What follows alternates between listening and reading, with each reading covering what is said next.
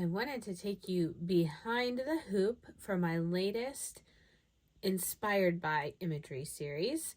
This is inspired by a Vogue print. And why don't we start with behind the hoop guts first? So there's mostly thread over in this section, and you'll see why when we flip it over again. This is the ruffled area. Just a lot of, I used eleganza pearl cotton and the DMC cotton matte thread. Some of the eleganza, the razzle or the dazzle, I always forget which is which, but it's the metallic-y thread. And then let's go back to the front. So here's the front of the hoop, and I'm going to turn my light off so that I can show you this picture without the glare. Okay. This is the Vogue print that I based this hoop off of. I love these. I'm working in a very small space right now. I love these ruffles here. This is a print I've had for a while. I picked it up at the thrift store, and it's one that I really enjoy. So here is the front.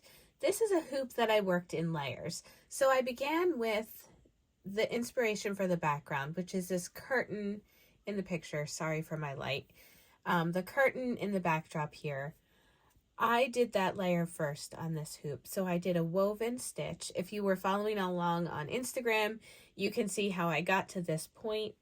And then from there, I started with the ruffle. I started with a few different fabric options and then finally settled on a piece of, this is a piece of apparel fabric that I picked up at Joann. And if you watched my Taylor Swift Fearless inspired hoop, you'll notice I use the same fabric. I really love it. It's a very light drapey fabric. And when I started playing with it, I realized it was absolutely perfect for the ruffle down at the bottom here. And so I added the ruffle in. And then I started with the ribbons. So there's lots of ribbons in this picture.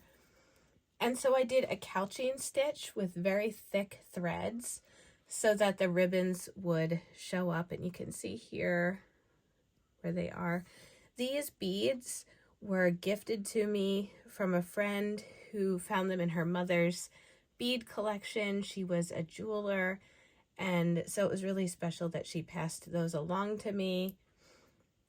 We've got lots of beads here. These are from John Bead, and it was 3 big strands of beads all in this color palette, which absolutely matched perfectly and went with my theme for this hoop.